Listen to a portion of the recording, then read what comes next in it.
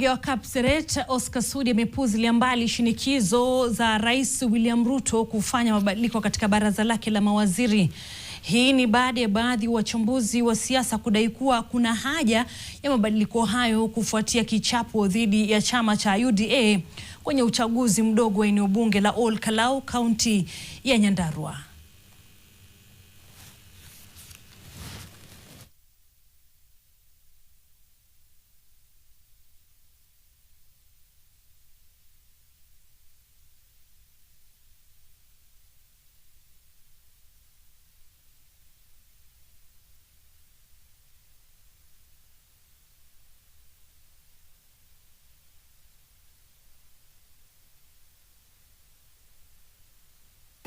Hata juzi kama hawakuchagua mtu ya UDA, mimi bado msimamo yangu ni kwamba hii Kenya ni moja, tuunganishe inji yetu. Watu wa Ol Kalou hakuna makosa mlifanya.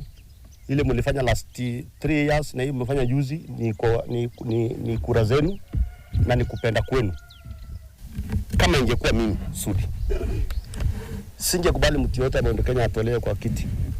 Kwa sababu ile kiti William Ruto anakalia kwa sasa, watu walichangia mali kubwa ni watu wa Mount Kenya. So wako na haki ya maendeleo, wako na haki ya hiyo fiketi.